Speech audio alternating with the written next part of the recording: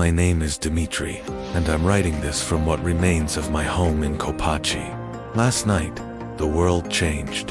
A light bloomed on the horizon, not like the sun, but a strange ethereal blue that painted the clouds. It was beautiful and terrifying all at once. Then the sound hit, a low rumble that shook the windows in their frames. After that, an unnatural silence. We all went outside, a few of us anyway, staring at the glowing pillar in the distance, towards the plant. We were just simple villagers. We didn't understand. We talked about a thunderstorm, maybe a military drill. We were fools. This morning, the soldiers came. Hard-faced boys who wouldn't meet our eyes. They shouted orders, herded us onto buses. Evacuation, they said. Temporary, but their faces told a different story. I have to find my sister, Anya. She's a nurse in Pripyat, right there, in the heart of it all. They won't let me go, so I'll go myself. This diary is for her, so she knows I came looking. April 28th. The road to Pripyat is a ghost. No cars, no people, just an unsettling quiet. I slipped away from the evacuation point before dawn. The air, it feels heavy, tastes like iron filings on my tongue. A cough has settled deep in my chest, a dry barking thing that won't leave me alone. I just passed through the forest. It's not green anymore. The pines stand like rust-colored skeletons against the gray sky. They call it the Red Forest now. It's aptly named. The silence here is worse than any noise.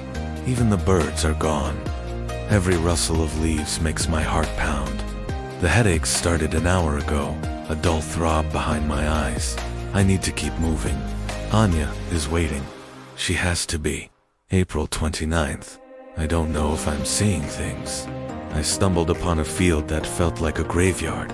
As far as the eye can see, rows and rows of metal carcasses. Fire trucks, helicopters, armored carriers, all sitting in silent, orderly lines. The machines they used to fight the fire.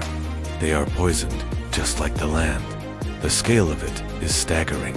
It feels like a monument to our failure. As I walked between them, I felt eyes on me, a flicker of movement, a shadow darting behind the hull of a giant helicopter. I called out, but only the wind answered. It wasn't an animal. It was too quick, too deliberate. I felt hunted. I ran until my lungs burned and the cough tore at my throat. I can't shake the feeling that I'm not alone out here. April 30th. I'm on the edge of Pripyat now. I found a school, PS number 3. The gate was wide open, swinging in the breeze. As I got closer, I heard it. A faint sound, like children laughing. It was impossible, I know, but it was there, carried on the wind. My blood ran cold.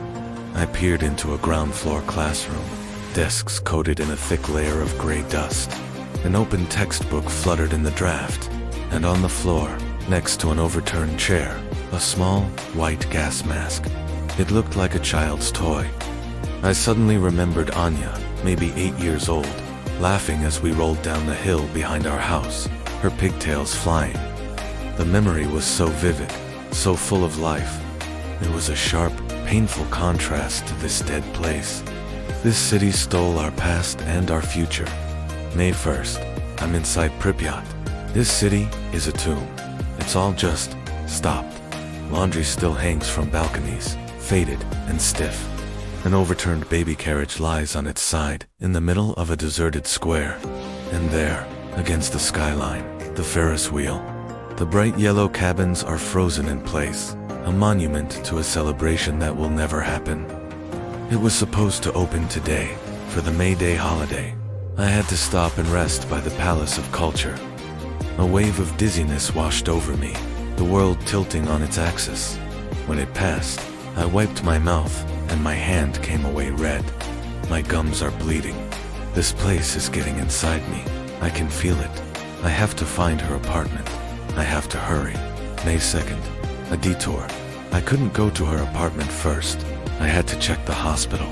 It was a mistake. The place is a pit of despair. I pushed through the heavy doors, and the smell of antiseptic and decay hit me like a physical blow. I walked down corridors lit only by the gray light from dirty windows. Empty wards, beds with twisted sheets, overturned gurneys.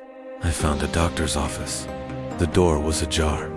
Inside, patient files were scattered all over the floor, their pages riffling in the draft. I picked one up.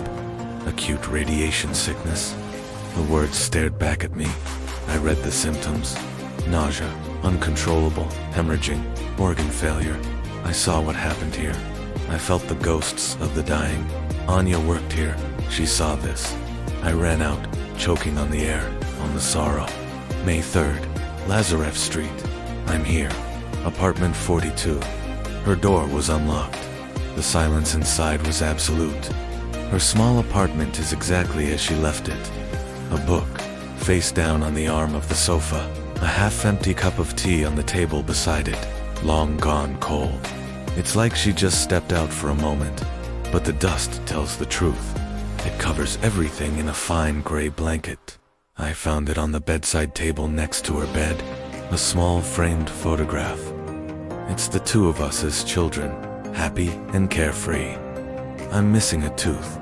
She was so beautiful. Her eyes revealed pure love. The weight of this journey finally crushed me. She's not here. May 4th. This is the last entry. I can barely hold the pen.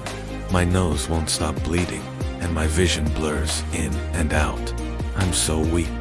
I'm sitting on the floor outside her apartment door. I hope she got out.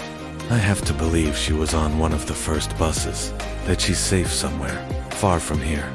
Maybe one day, someone will find this. Maybe Anya will. Anya, my little star, I came for you. I tried. I love you. Don't forget me. Goodbye.